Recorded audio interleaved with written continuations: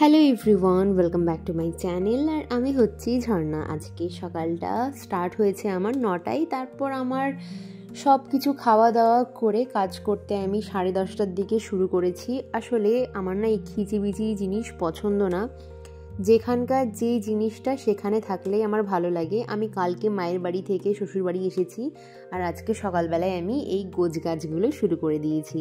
আমি এই ভিডিওটা শ্যুট করেছি যখন আমাদের এখানে ইন্টারনেট বন্ধ ছিল। তোমরা অনেকেই জানো, মুর্শিদাবাদে 5 থেকে 6 দিন ইন্টারনেট বন্ধ ছিল দাঙ্গাজনিত কারণে।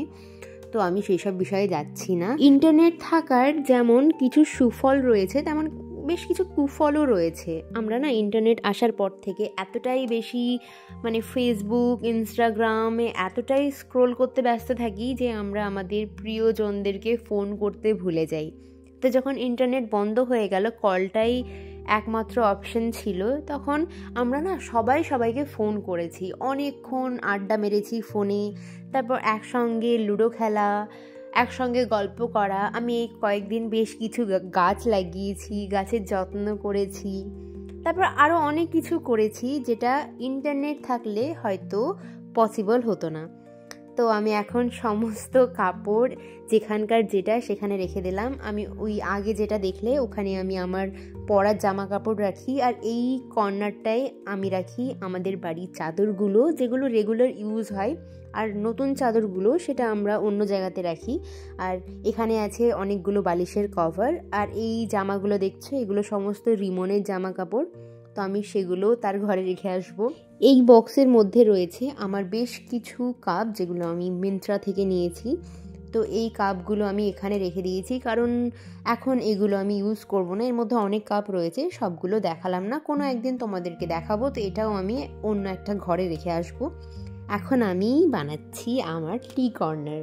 তো টি কর্নারটা কেমনভাবে রেডি হচ্ছে সেটা তোমরা সবাই দেখতেই পাবে। আমি কিন্তু পুরো ভিডিও করতে পারিনি, আমাকে এখানে অনেক খাটতে হয়েছে এই টি কর্নারটা বানাতে গিয়ে, অনেক পরিষ্কার করতে হয়েছে। কিন্তু মনে একটা খুশি আছে যে আজকে আমার টি কর্নার রেডি হচ্ছে। যতই খাটনি হোক না কেন, কিন্তু আমার যে টি কর্নারটা হবে আমি প্রচুর এক্সাইটেড। আর একটা জিনিস দেখাই, এই যে 5 দিন 6 দিন নেট বন্ধ রয়েছে, যার ফলে আমি একটা আমার পছন্দের বই বের করেছি, প্রিয়তম অসুখ সে। পছন্দের বললাম কারণ রাইটারটা আমার পছন্দের। এই বইটা আমি অনেক দিন ধরে ভাবছি পড়বো, কিন্তু পড়া হয় না। আমার হাতে ফোন এসেছে 2018-র একদম শেষের দিকে, যখন আমি কলেজে ভর্তি হই। কিন্তু ওই টাইমে আমার ফেসবুক, ইনস্টাগ্রাম ছিল না। তারপর আমি ইনস্টা অ্যাকাউন্ট একটা খুলি, কিন্তু আমি এইসবে একদমই অ্যাক্টিভ থাকতাম না। ওই টাইমে আমি অনেক কাজ নিয়ে ব্যস্ত থাকতাম। ওই টাইমে আমি এনএসএস করতাম। তারপর ওই টাইমটায় আমি গল্পের বই পড়তাম, পড়াশুনো নিয়ে খুব সিরিয়াস থাকতাম। তখন আমি না ফোন বেশি ঘাঁটতাম না, খুব কম। আর যদি আমি ফোন ঘাঁটতাম তার মানেই হলো আমি কল করতাম, আমার বন্ধুদেরকে আমি ফোন করতাম। বা আমার মেন ফোন বলে আমার যে জিনিসটা ছিল সেটা হলো ফোনে কথা বলা। কিন্তু এই ফেসবুক তো আমার ছিলই না। ইনস্টা একটা অ্যাকাউন্ট ছিল, সেটাও আমি হয়তো খুব রেয়ারলি আমি ওপেন করতাম ওটা। বেশিরভাগ টাইমই আমার ইনস্টা অ্যাকাউন্ট লগ আউট করা থাকতো। তখন আমার জীবনটা না একটা রুটিনের মধ্যে ছিল। আমি প্রত্যেক দিন সকাল 5টায় উঠতাম, তারপর স্নান করে রেডি হয়ে টিউশন যেতাম, টিউশনের পর কলেজের পর আবার পড়া। তারপর আমি বাড়ি আসতাম 7:30টার দিকে। আর প্রায় আমি চেষ্টা করতাম খাওয়া দাওয়া 9টার মধ্যে শেষ করে দিয়ে 9:30টার মধ্যে আবার পড়তে বসার। আমি প্রত্যেক দিন বাড়িতে 9:30টার দিকে পড়তে বসতাম, সে যাই হয়ে যাক না কেন আমাকে পড়তে বসতেই হবে। আসলে আমার না অভ্যেস হয়ে গেছিলো যে আমার আজকের পড়া আমাকে আজকেই পড়তে হবে। আমি কলেজ থেকে যেটা পড়ে আসতাম, তারপর যেটা আমি টিউশনে পড়তাম, সেই দিনকার পড়া আমাকে সেই দিনই রেডি করতে হতো। এটা আমি নিজে একটা নিয়ম বানিয়ে ফেলেছিলাম, নাহলে আমার ঘুম আসতো না, মনে হতো যে কিছু একটা করলাম না। কিন্তু এখন মনে হয় রাত্রেবেলায় ফোন না দেখলে কিছু একটা বাদ থেকে গেল, ফোনটা দেখতেই হবে। আর এই ফোনটাই মানুষের ডিপ্রেশনের কারণ হয়ে গেছে। আগে মানুষ কত কাজ নিয়ে ব্যস্ত থাকতো, কত কি করতো, নাচ গান, কত কি। তারপর আবৃত্তি, কবিতা, কতজন কবিতা লিখতে পছন্দ করতো। আমিও ছোটোখাটো কবিতা লিখতাম। এখন সেসব ভুলেই গেছি। এখন আমার মনেও নেই যে আমি কবিতার কিছু লাইন্স লিখতাম, এখন আমার একদমই মনে নেই। আগে কত নাটক করেছি, কত কি করেছি, এখন সেই সব মানে অতীত হয়ে গেছে। এখন মেন জিনিসটাই হলো ফোন দেখা। এই শোপিসটা দেখছো, এটা না খুব স্পেশাল। এটা একটা কাঠের উপরে আমাদের পোর্ট্রেট বানানো আছে, পুরোটাই খোদাই করে বানানো। আর এটা ফারাদের একটা বন্ধু ইফতিকার দা, উনি আমাদেরকে বিয়েতে গিফট দিয়েছেন। এই সেলফটাতে রয়েছে ফারাদের বেশ কিছু বই, তো এই মেডিকেলের বইগুলো আমি ওপরে রাখবো, আর ওপরে রয়েছে গল্পের বই, সেগুলো আমি কয়েকটা পছন্দ মতো নিচে রাখবো আমার এই টি কর্নারে। আমি এখানে বেশ কিছু পছন্দের কাপ সাজিয়ে রেখে দিলাম, সঙ্গে চা, কফি, তারপর জল গরম করার পাত্রটা, সব কিছু, আর সঙ্গে একটা চেয়ার।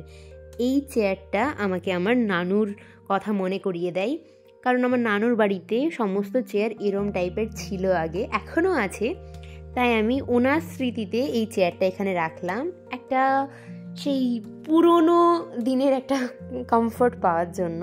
আর আমার প্রায় সমস্ত কিছু কাজ হয়ে গেছে, দেখো আমি কত সুন্দরভাবে সব কিছু ক্লিন করে দিয়েছি, সোফা, তারপরে এই কর্নারটা, ঘর, সব কিছু ক্লিন হয়ে গেছে। এই মাসে আমি কোথাও একটা ঘুরতে যাচ্ছি, সেই কারণে আমার একের পর এক পার্সেল আসছে। এই ড্রেসটাও আমার আজকে এসেছে লাইফস্টাইল থেকে। তো আমি আমার এখন লাগেজটা খুললাম, যেটা আমি কালকে বাড়ি থেকে নিয়ে এসেছি, আর এই শাড়িটাও আমি নিয়ে এসেছি।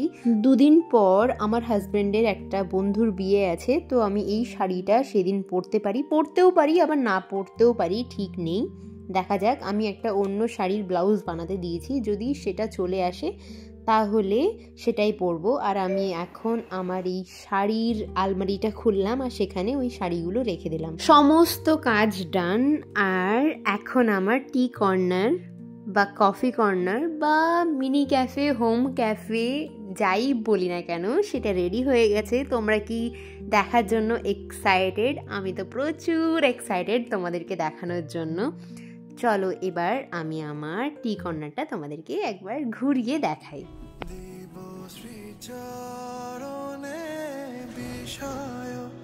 দেব অকাতরে বিষয়, দেব তোমার লাগি বিষয়, বাসনা বিসর্জন,